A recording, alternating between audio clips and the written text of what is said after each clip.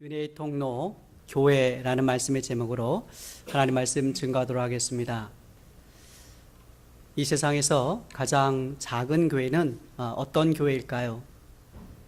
사실 원래 이 작은 교회는 예수 그리스도가 낮고 천한 곳에 오셔서 겸손하게 우리를 섬겨주셨다는 것을 드러내기 위해서 사실 작은 교회를 만드는 것이 아닐까라고도 생각을 해보지만, 요즘은 이것이 관광상품화 되어가지고 이게 기네스북에 오른 세상에서 제일 작은 교회다, 이런 것으로 이 관광상품화하는 데 많이 또 사람들이 관심이 몰려 있습니다. 첫 번째 사진을 보면은 이 가장 세계에서 작은 교회라고 하면은 캐나다 이 나야가라에 있는 근처에 있는 그 교회입니다. 이 교회는 안에 들어가면은 딱 6명의 사람이 앉을 수 있는 좌석이 있습니다. 그러니까 참 작은 교회가 아닐 수 없습니다. 두 번째 사진은 미국 뉴욕주 중부 오나이다에 있는 교회인데요. 저 교회는 호수 중간에 있습니다. 그래서 조그마한 배를 타고 노를 저어서 저 교회로 가야 되는데, 저 교회는 4명이 딱 앉아서 예배를 드릴 수 있는 그런 공간의 교회입니다. 그래서 한때는 세상에서 가장 작은 결혼 예배당으로 기네스북에 올랐다고 합니다. 세 번째 사진은 한국도 이에 질세라, 울산 서남 호수 공원 내 호수교회를 지어가지고 이제 기네스북에 등재하는 걸 추진한다라고 하는데요. 겨우 2사람이, 고담 슬라이드를 보면 2사람이 딱 들어가서 예배 드릴 수 있는 공간입니다. 제가 대학교 때 지리산 산골에 전도 여행을 갔는데, 그 지리산 산골에 있는 그 시골 아주 그냥 벽지에 있는 그 교회는 마을회관 옆에 한켠에 조그만한 예배당이었습니다. 어른들 한 10명이 딱 들어가면 꽉 찰 그런 공간에 저희들이 전도 여행차 그 마을에 이제 오니까 이 꼬맹이들, 코 올리는 꼬맹이들이 한 30-40명이 그 좁은 공간에서 그냥 삐집고 들어와가지고 땀을 뻘뻘 흘리며 막 찬양을 뜨겁게 하던 그 기억이 참 새로운데요. 교회 이렇게 크기가 크든지 작든지 화려하든지 소박하든지, 교회는 믿는 이들의 영혼의 고향과도 같은 것입니다. 예수 그리스도께서 부활 승천하시면서 우리 그리스도인들에게, 믿는 제자들에게 주신 가장 큰 선물이 있다면은 바로 교회입니다. 우리 이민자들의 고향은 어디입니까? 여러분 고향 어디세요? 어떤 분들은 고향 그러면은 자기가 한국에 태어난 어떤 그 곳을 생각하기도 하고, 또 어떤 분은 제2의 고향처럼 미국에서 생애 대부분을 보내신 분들은 미국에서 가장 삶의 시간을 많이 보낸 이곳 혹은 다른 어떤 지역을 고향이라고 생각하는데, 그러나 우리 믿는 자들의 고향은 다름 아닌 믿음 생활을 해온 교회가 있는 게 고향 아닐까, 그런 생각을 합니다. 가장 많은 영향력을 받고 영원한 하나님의 말씀을 공급받으며 천국의 백성들이 함께 예배하고 사랑하고 봉사하고 하나님의 나라를 이를 위하여 애쓴 그곳, 교회가 있는 그곳이 진정한 우리의 고향이 아닐까, 그런 생각을 합니다. 이제는 어디 가서 내 고향 저 멀리 있다 그렇게 하지 마시고요, 여기가 고향인 줄 아세요. 이 세상의 어떤 조직이나 기구보다, 모임보다 교회가 위대하고 거룩한 것은, 이 교회는 예수 그리스도의 이 십자가 사건을 통해서 탄생되었고 예수 그리스도의 부활을 증거하는 기관이기 때문에 그런 것입니다. 그래서 교회는 첫째로 예수 그리스도께서 직접 세우시고, 또 예수 그리스도께서 교회의 머리가 되어주시고, 그리스도의 끊임없는 그리고 영원한 은혜를 부어주시기 위해서 은혜의 통로로 세운 기관이 바로 교회입니다. 만약 예수님께서 부활 승천하시면서 제자들에게 또 우리들에게 이 교회를 남겨주시지 않았다면 어땠을까? 어떻게 예수님의 비전을 이 세상에 그 공의와 또 사랑과 복음을 어떻게 증거하며 이 땅에 하나님 나라를 건설할 것인가? 참 막연했을 거라고 생각합니다. 그러나 오순절 성령 사건을 통하여, 강림 사건을 통하여 예수 그리스도께서 교회를 우리에게 주셨습니다. 그래서 그 교회를 통하여 하나님의 사역, 주님의 유언 명령을 우리가 감당하는 것이죠. 뿐만 아니라 예수님께서 너희가 두세 사람이 내 이름으로 모인 곳에는 내가 너희와 함께 하겠다 약속하셨고, 그래서 이 교회는 예수님을 구주로 영접하는 사람들을 통해서 세워진 것입니다. 그러면 우리는 교회를 소중히 여겨야 합니다. 크든지 작든지 산골에 있든지 도시에 있든지 교회를 소중히 여겨야 합니다. 돈이 있다고, 사람이 모였다고 교회 세울 수 있는 게 아닙니다. 예수 그리스도의 은혜가 있어야 교회가 세워질 수가 있습니다. 그리고 건물 있고 사람들도 있지만 하나님의 은혜, 그리스도의 은혜가 돼야 그게 진정한 교회지요. 때문에 이 교회를 바치고 있는 이 두 개의 기둥이라고 하는 것은 십자가와 부활입니다. 그리고 이것 때문에 구원받고 영생을 받고 하나님의 자녀가 된 그 엄청난 은혜를 체험하고 또 받아들인 이들이 본문 37절 말씀처럼 형제들아 우리가 어찌할꼬, 이 엄청난 십자가의 은혜를 우리가 받았으니 우리가 어찌할꼬, 주님께서 나를 위하여 십자가에 죽으셨는데 내가 주님을 위하여 무엇을 할꼬, 어떻게 교회를 통하여 주님을 섬길까? 이렇게 은혜에 감격하는 이들이 모여 섬기는 공동체가 바로 교회인 것입니다. 그러므로 교회는 예수 그리스도의 은혜의 선물이자 통로인 것입니다. 요즘 교인들은 대개 좋은 시설의 교회를 찾습니다. 그도 그럴 것이 자녀 교육에 좋은 환경이 주어지고 봉사할 맛이 나는 교회, 설교 말씀이 좋은 교회를 선호합니다. 그것이 나쁘다고 할 수는 없습니다. 그러나 그런 추세가 점점 가면서 많은 성도들이 생각하는 것은 내가 가서 굳이 드러내지 않아도, 딱히 교회를 위해서 봉사하지 않아도 편하게 다닐 수 있는 교회, 한마디로 부담 없는 교회를 많은 성도들이 선호합니다. 그래서 교회가 조금만 어려움이 있으면 뒤도 돌아보지도 않고 그 교회를 떠나는 일들이 많이 일어나곤 합니다. 너무 안타깝습니다. 이런 현상이 왜 이렇게 많이 일어나는가? 그것은 하나님 은혜의 상실 때문에 그런 것입니다. 여러분, 결혼하신 분들 첫 키스의 기억이 어떻습니까?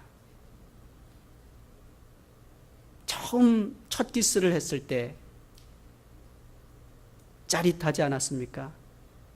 흥분되지 않았습니까? 마치 구름 위를 붕 떠다니는 듯이 그 첫 키스, 그 맛을 못 잊죠. 그렇게 해서 결혼을 했는데 결혼 5년이 지나고 10년이 지난 지금 여러분 어떻습니까? 손을 만져도 전혀 감각이 없고 감동이 없고 키스를 연질 해대도 그 감격이 없는 분들은 혹시 없습니까? 왜 이렇게 되죠? 인간의 감정이나 인간 속에 있는 어떤 그 서로 육체적으로 끌리는 이 케미칼은 오래가지 않는 것입니다. 그게 영원한 게 아니에요. 그냥 짧은 거예요. 그 부부간의 사랑을 계속 유지해 가는 건 뭐냐? 하나님의 사랑이 언약 관계 속에 그들을 묶어줘야 되는 것입니다. 그래야 우리의 감정이나 정서는 다 다 변질되고 바뀌어도 그 하나님의 사랑이 두 부부를 꼭 묶어주기 때문에 늘 새로운 것입니다. 늘 신혼. 이런 저도 회개할 게 많이 있습니다. 은혜도 마찬가지라고 생각합니다. 다시 십자가의 사랑을 기억하고 다시 십자가의 사랑을 붙잡을 때 그 처음 하나님의 사랑, 그 처음 받은 그리스도의 은혜가 다시 우리의 삶 속에 되살아나야 되는 것입니다. 그 은혜가 되살아나야 봉사해도 기쁘고요, 찬양대를 해도 기쁘고 어린이 놀이터를 해도 기쁜 거예요. 그 은혜가 없으니까 의무와 책무일 뿐 기쁨이 사라져 버리는 것이죠. 교회는 은혜의 통로입니다. 한량없는 하나님의 은혜, 그리스도의 은혜에 보답하는 마음으로 더욱 열심히 우리가 주를 위하여 어찌할꼬 하는 심정으로 교회와 주님을 섬길 수 있기를 바랍니다. 둘째로, 교회는 은혜 받은 자들의 모임입니다. 오늘 본문 사도행전 2장 37절에서 42절에 한 이 말은 누가 한 말입니까? 베드로 아닙니까? 베드로가 예루살렘 교회에서 일어나서 너희가 회개하여 각각 예수 그리스도의 이름으로 세례를 받고 죄사함을 얻으라, 이렇게 외치지 않습니까? 그런데 사실 베드로가 그럴 만한 자격이 있는 사람인가요? 세상적으로 보면은 과거를 묻지 마세요, 다쳐 라고 할 만한 사람이 베드로입니다. 왜 그렇죠? 베드로는 주님을 3번씩이나 모른다고 부인했던 제자였습니다. 주님이 제사장 뜰 아래서 매를 맞고 채찍을 맞는데 그 앞에서 버젓이 나는 저 사람 알지 못합니다, 부인을 했던, 3번씩이나 부인했던 아주 불충한 제자였어요. 그런 그가 무슨 자격으로 지금 일어나서 이런 말들을 할 수가 있단 말입니까? 전혀 자격이 없는 자이죠. 그러나 부활하신 주님께서 요한복음 21장에 그 베드로를 다시 찾아가 주셨습니다. 부활하신 주님을 만나자 쥐구멍이 있으면 그곳으로 숨고 들어가고 싶은 그 베드로가 아무 조건 없이 아무런 한 것 없고 배신했던 자기를 있는 그대로 품어주시고 용납해 주시고 모든 것을 사랑으로 품어주시는 그 주님의 은혜, 그 주님의 은혜에 자기 자신을 그냥 내어 맡기고 순종한 것입니다. 바로 이 세컨드 찬스, 재기의 은혜를 베드로가 입고 나서 이제 베드로는 오늘 본문에서 이렇게 담대히 복음을 전하고 그의 위대한 설교 앞에 하루아침에 3,000명이나 되는 수많은 유대인들이 또 이방인들이 회개하는 역사가 일어나게 된 것입니다. 결국 이 교회 교인들요, 저를 비롯해서 장로님, 집사님, 성도님 너무 의지하지 마세요. 교회 교인들은요, 도덕적으로 윤리적으로 완전한 사람들이 아닙니다. 교회는 도덕적으로 윤리적으로 고매한 사람들이 모여 있는 게 아니라는 거예요. 다만 무자격자고 무가치하고 연약한 자들이 한량없는 십자가의 은혜, 그리스도의 은혜를 그냥 부어주신 것을 믿고 받아들이는 자들이 모인 것이 바로 교회라는 것입니다. 또한 하나님은 베드로 한 사람뿐만 아니라 이스라엘에도 세컨드 찬스, 다시 재기의 은혜를 베풀어 주셨습니다. 과거에는 율법의 굴레에 있어서 하나님의 아들인지도 모르고 메시아인지도 모르고 예수님을 십자가에 못 박았던 자들이 이제는 하나님께서 부어주시는 성령으로 말미암아 이제는 성령의 법을 따라서 살아가는 자들, 그래서 자신들이 예수 그리스도를 못 박았다는 것을 깨닫고 형제들아 우리가 어찌할꼬? 우리가 하나님의 아들, 그 사랑과 은혜를 우리가 거부했으니 어찌할꼬? 이렇게 회개하는 이스라엘이 되게 하신 것입니다. 셋째로, 은혜의 통로인 이 교회로 들어오기 위해서는 그 어떤 조건이나 제약도 없습니다. 세상에 있는 여러 모임들은요, 대개 여러 제약과 조건이 다 따르게 됩니다. 조건 없다, 처음에 이렇게 말하는데요, 들어가 보면요, 조건 많습니다. 화이트들만 모이는 모임도 있고요, 소득 얼마 정도 되는 사람이 모이는 모임도 있습니다. 누가 말하지 않아도 그 정도 돼야 됩니다. 그 정도 차 돼야, 차를 타고 다녀야 모이는 모임이 있어요. 또 어떤 경우에는 어떤 특정한 어떤 내려오는 어떤 유산, 어떤 자격 조건이 항상 붙어가지고 그렇게 모임이 형성되는데, 이 은혜의 통로인 교회, 그리고 교인이 되는 데는 아무런 자격도 조건도 제약도 없습니다. 교인이 되기 위하여 돈을 헌금을 얼마나 하시오, 가난한 자들을 10명 정도 도와주시오, 또 예배를 100번 드리시오, 이런 어떤 선행이나 또는 종교적인 수행이나 어떤 율법적인 어떤 조항으로 그렇게 교인이 되는 것을 제약하지 않는다는 것입니다. 한 가지 있다면, 하나님, 저를 불쌍히 여기소서, 저의 죄를 용서해 주소서 라고 하는 회개만이 그 조건이 되는 것입니다. 근데 사실 이것도 따지면 보면은요, 아무런 죄 없는 자가 회개하라 그러면 이거 불합리하죠. 또 이거 이해 안 되는 거죠. 그러나 정말 죄인이 죄가 있다고 고백하는 것은 정직의 문제고 겸손의 문제일 뿐입니다. 아무것도 하지 아니하도 그저 회개만 하면 성령을 선물로 주시겠다고 하는 것이 바로 이게 하나님의 은혜인 것입니다. 그런데 사실 이 회개조차도 하나님의 은혜가 있어야 됩니다. 여러분, 똑같이 죄를 지어도요, 이 이스라엘의 아합 왕은 아주 악질이었는데 이 사람은 또 비참하게 최후를 맞이했습니다. 근데 우리가 메시아의 계보에 있는 이 다윗 왕, 그도 참 악질이었습니다. 간음을 했고요, 살인을 했던 자입니다. 그러나 아합 왕과 다윗의 차이는 무엇이냐? 단 한 글자, 회개였습니다. 다윗 왕은 자기의 죄를 깨닫고 회개했지만 아합 왕은 회개하지 않았어요. 가룟 유다와 베드로의 차이가 무엇입니까? 그것도 회개예요.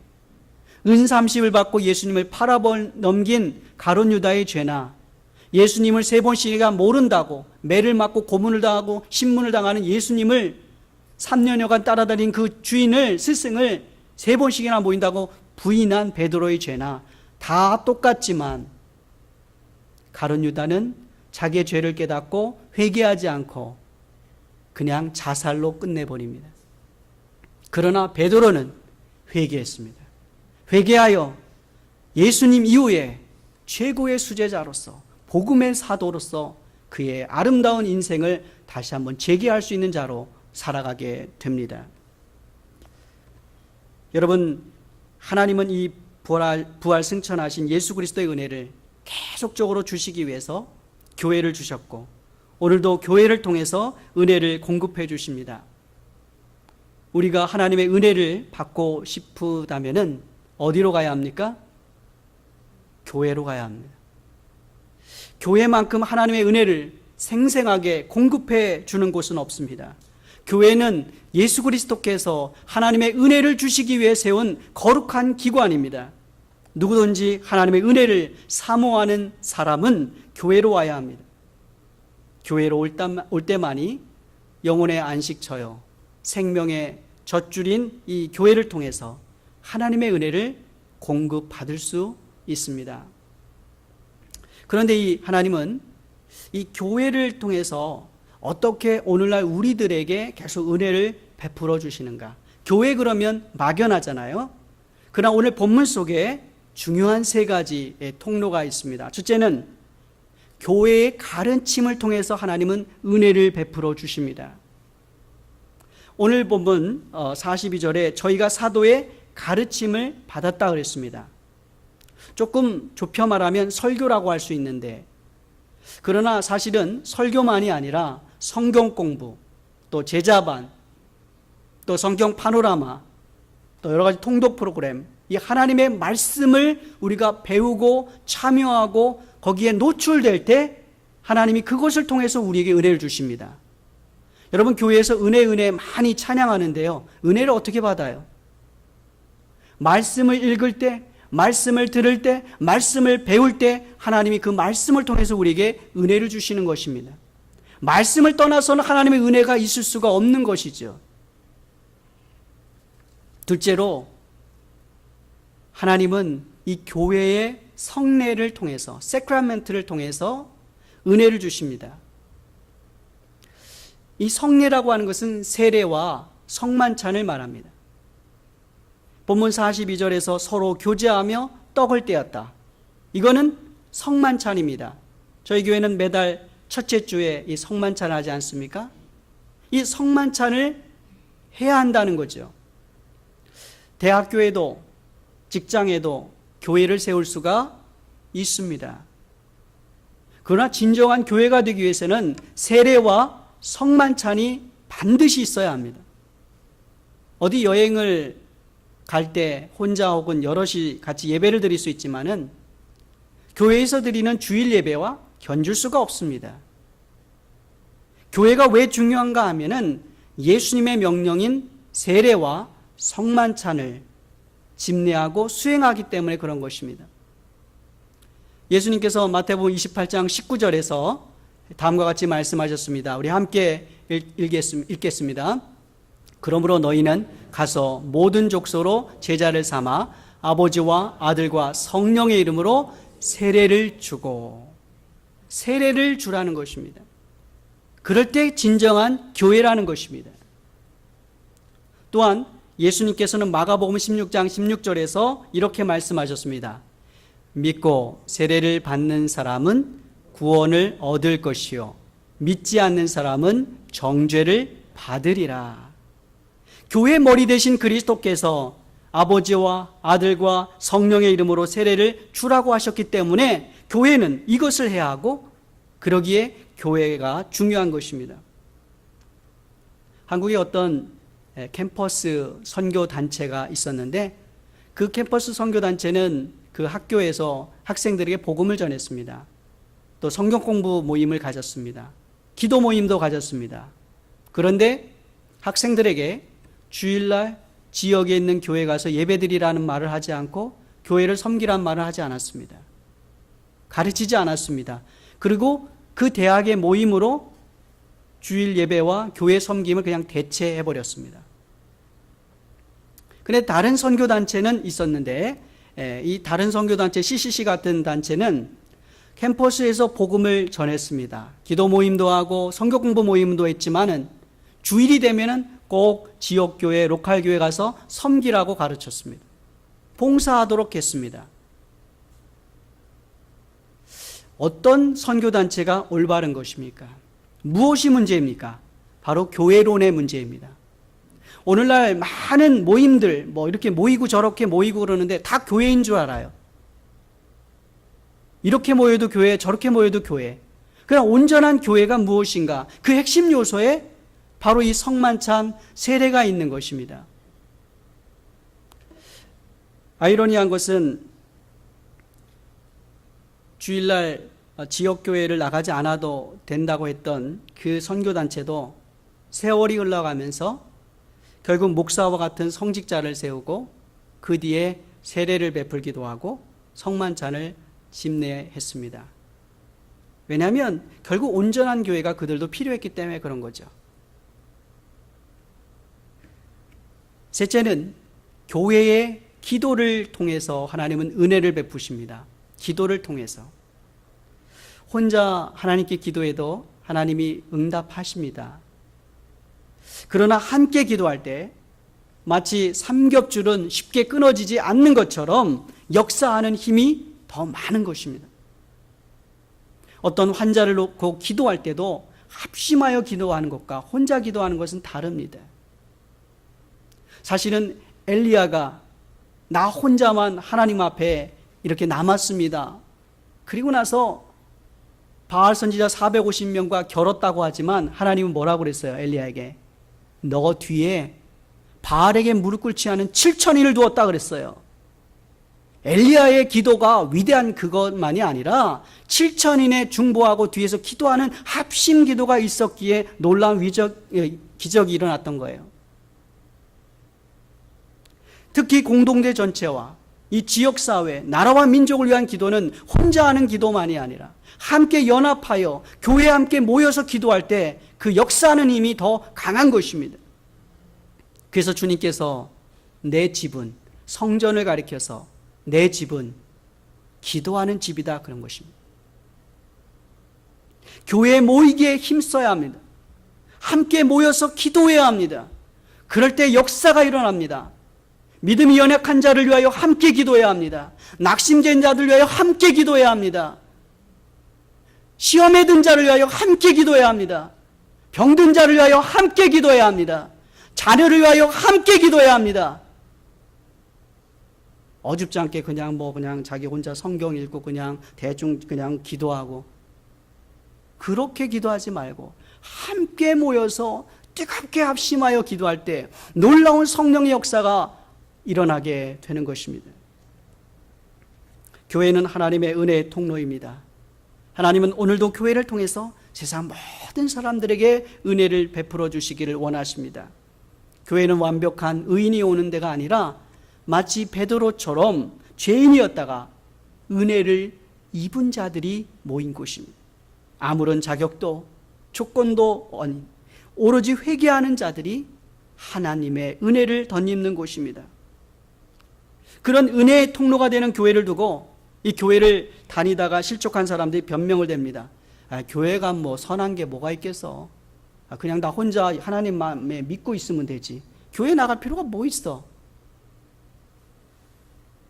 그러나 그런 부족하고 연약한 교회를 통해서 하나님이 은혜를 주시겠다는데 어떻게 하겠어요? 다른 데서는 유명 정치인이 뛰어난 박사, 교수가 하는 데는 하나님의 은혜가 없어요. 하나님의 은혜는 교회를 통해서 주어지는 것입니다. 그러므로 교회가 크든지 작든지 교회가 그래서 소중한 것이에요. 교회만큼 은혜의 통로로서 중요한 것은 없습니다. 교회가 없이는 그리스도인이 탄생할 수 없습니다. 여러분 세례 받으셨죠? 어디서 받았어요? 교회에서 받았어요. 교회를 통해서 여러분 믿음이 성장했어요. 특별히 교회는 다음 세대를 길러내는 사명을 감당합니다. 여러분 어찌 혼자 다음 세대를 길러내겠어요? 내 아이는 길러낼 수 있어도 지금 자라나는 10대 또 20대 30대를 어떻게 길러내겠어요? 교회를 통해서만 길러낼 수가 있습니다. 특별히 구조적인 악, 혼자는 감당할 수 없는 것, 교회로 모일 때 교회가 그 구조적인 악을 개선해 갈 수 있고 교회가 하나님의 능력을 드러내고 변화시킬 수 있는 것입니다. 그래서 교회가 중요한 것이에요. 어떤 분들은 주일날을 끼고 자꾸 무슨 놀러 가려고 해요. 어줍지 않게 가가지고 그냥 성경책 펴가지고 호텔에서 그냥 조그맣게 그냥 예배드리고 예배드렸다 하고. 목사인 제가 주일날 끼고 어디 휴가를 가면은 누가 뭘 할 사람 없어요. PCUSA는 4주를 목사가 공식적으로 휴가를 내도 됩니다. 그런데도 제가 지난 8년째 목회하면서 이 금토주의를 빼고 어디 휴가를 간 적이 한 번도 없어요. 왜 그럴까요? 이게 본이 되기 때문에 그래요.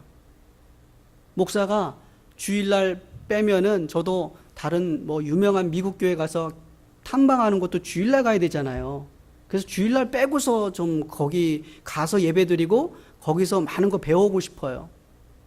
그런데 목사가 주일을 빼고서 자꾸 휴가를 쓰면서 그런 식으로 하면은 교인들이 본받을까봐 지난 8년간 주일을 빼고 제가 토요일, 금요일을 빼고 제가 휴가를 쓴 적이 없어요. 근데 요즘 교인들이 어떻게 하느냐? 자꾸 주일날을 빼가지고 뭘 일을 만들고 주일날을 빼고 하나님 앞에 나가는 시간을 아주 경홀히 여기고 주일날 뭐 행사를 하면서 하나님 앞에 교회에서 예배 드리는 것을 경홀히 얘기해요. 회개하시기 바랍니다. 앞으로는 장로님부터 그런 일을 없기 바랍니다. 집사님들이 모범을 보여야 돼. 그래야 하나님께서 영광 받으십니다. 할렐루야. 그래야 하나님의 은혜가 강같이 흘러내립니다. 물론 불가항력적인 일들이 있습니다. 주일날 병원에 누워 있으면 병원에서 예배 드려야지 어떡하겠어요? 그렇죠? 그거를 얘기하는 게 아닙니다. 갑자기 집에 불이 났어요. 도둑이 들어왔어요. 생명의 위협이 들어왔어요. 그럴 때는 교회를 따질 필요가 없죠. 그 이외에는 교회를 지키기 바랍니다. 제가 말씀드리는 건 다른 지역에 여러분들이 자녀를 방문하거나 또 다른 지역에 가서 다른 교회 예배를 드리지 말라는 게 아니에요. 거기 가서도 예배를 드리라는 거예요. 그 교회 가서 어줍잖게 그냥 호텔에서 하지 말고 집에서 그냥 하지 말고. 무슨 말씀인지 아시겠어요? 그렇게 하는 모습을 통해서 하나님이 여러분을 통해서 나를 이렇게 경외하는구나. 내가 이 사랑하는 자녀에게 무엇을 해줄고 하나님의 마음이 감동된다는 거예요. 그럴 때 우리 교회가 하나님의 은혜가 풍성하게 흘러넘치는 교회가 될 줄 믿습니다. 사랑하는 여러분, 주님께서 피로 값주고 세운 교회를 사랑하시기 바랍니다. 제가 목사가 된 것도 제가 그 코올리게 시절 다녔던 그 작은 동네 교회에서 이름 없는 선생님들, 목회자들이 저에게 믿음을 심어줬기에 제가 여기 있는 겁니다. 교회가 없다면 신학교도 있을 필요가 없고 신학교도 생기지 않았어요. 교회가 그렇게 중요한 겁니다. 교회가 있을 때 민족의 미래가 있습니다. 교회를 통해서 우리 민족이 지혜로운 민족이 되었습니다. 교회가 그렇게 소중하고 아름다운 것임을 여러분 꼭 명심하시고 십자가의 은혜를 헛되지 않는 아름다운 삶을 누리시기를 간절히 축원합니다. 같이 기도하겠습니다. 한량없는 은혜, 갚을 수 없는 은혜를 날마다 교회를 통하여 베풀어 주신 하나님 아버지, 교회가 크든 작든 시골에 있든 도시에 있든 교회를 소중히 여길 수 있도록 도와주시고 교회의 머리 대신 예수 그리스도를 은혜에 감격하여 반응하는 모습으로 전심을 다하여 섬길 수 있도록 은총을 베풀어 주시옵소서. 교회를 사랑하는 마음을 주시옵소서. 환난이 있고 고통이 있고 낙심이 될 때 교회에 함께 와서 뜨겁게 눈물로 기도하고 서로 위하여 중보하고 환자를 위하여, 재난을 당한 이들을 위하여, 시험 당한 이를 위하여 함께 기도하는 교회 되게 하여 주시옵소서. 교회가 기도하고 하나님의 은혜로 충만할 때 구조적인 악을 바꾸며 이 민족을 구원할 줄 믿습니다. 전 세계에 복음을 전할 줄 믿습니다. 교회가 흥왕해야 선교 사업도 더 많이 할 수 있음을 깨닫습니다. 우리 중앙장로교회 하나님 은혜를 폭포수처럼 부어 주시옵소서.